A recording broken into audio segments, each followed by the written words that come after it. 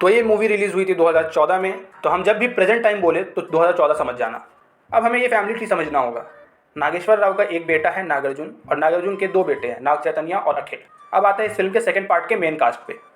इस फिल्म में नागेश्वर प्ले कर रहे हैं नाग चैतन्य नाम का कैरेक्टर, नागार्जुन कर रहे हैं नागेश्वर नाम का कैरेक्टर, और नाग चैतन्य कर रहे हैं नागार्जुन नाम का कैरेक्टर। मतलब अगर सीरीज़ के नाम को एक स्टेप पीछे किया जाए तो ये आपको समझ में आ जाएगा। अब आप लोग सोचते होंगे कि एक बेटे को क्यों छोड़ दिया, रुको जरा सबर करो।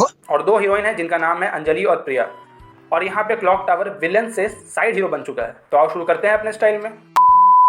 तो कहानी की शुरुआत में बिट्टू बड़ा हो गया है, जिसका नाम है नागेश्वर, प्लेड बाय नागार्जुन, जो कि सीता का पुनर्जन्म है, जो कि अब एक बहुत बड़ा बिजनेसमैन है पर स्टार नहीं। तो एक दिन नागेश्वर को प्लेन में एक आदमी मिलता है जिसका नाम होता है नागार्जुन, प्लेड बाय नाग चैतन्य, जो कि राधा का पुनर्जन्म है। वो दोनों अपना थोड़ा इंट्रोडक्शन देते हैं और अलग हो जाते हैं। फिर नागेश्वर सोचता है कि बाप का पुनर्जन्म हुआ है तो माँ का भी हुआ होगा, और फिर माँ को ढूंढने लगता है हर लेडीज़ फंक्शन, स्टोर और लेडीज़ जगह। पर एक दिन उसी क्लॉक टावर के सिग्नल पे उसको कृष्णा का पुनर्जन्म दिखती है, और वो उसका पीछा करते लाइब्रेरी पहुंच जाता है और दोनों की दोस्ती हो जाती है। और यहाँ पता चलता है कि इसका नाम अब प्रिया है। फिर एक दिन नागार्जुन को अपने कॉलेज फेस्ट के लिए स्पॉन्सर चाहिए होता है, तो वो नागेश्वर से मिलता है और फिर दोनों की दोस्ती हो जाती है। अब नागेश्वर सोचता है कि अब उसको अपने माँ बाप को मिलाना होगा और अपना सारा पिछला बात छुपाना होगा, क्योंकि पहले इन लोग का रिश्ता बहुत अच्छा नहीं था। तो वैसे ही एक दिन नागेश्वर को उसी क्लॉक टावर के पास एक लड़की मिलती है जो राम की पुनर्जन्म होती है। इसका नाम अंजलि होता है, जो कि एक बुढ़ा को गाड़ी में हॉस्पिटल ले जाती है। फिर पता चलता है कि ये बुढ़ा सीताराम का बेटा चैतन्य है, जो अब बुढ़ा हो चुका है। तो अब चैतन्य डिस्चार्ज होकर नागेश्वर के घर आ जाता है, और नागार्जुन को हॉस्टल से निकाल दिया जाता है और वो भी नागेश्वर के घर आ जाता है। और एक रात को सब सो रहे होते हैं, तो उसी रात को प्रिया अपनी गाड़ी से उसी क्लॉक टावर के सामने से गुजर रही होती है, और उसको पिछला जन्म का सब याद आ जाता है। और वो रात को नागेश्वर यानी बिट्टू का घर जाती है, और वहाँ पे नागार्जुन यानी राधा को देखकर नफरत से वापस चली आती है। और ऐसे में ही नागार्जुन यानी राधा को भी सब याद आ जाता है, पर प्रिया की नफरत देखकर वो फिर से अपने सोने की एक्टिंग करता है।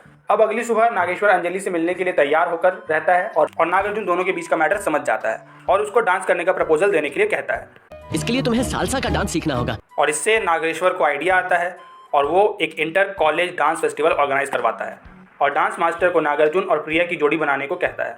और ऐसा ही होता है, क्योंकि प्रिया नागार्जुन से नफरत करती है, इसलिए नागार्जुन भी प्रिया को कुछ नहीं बताता।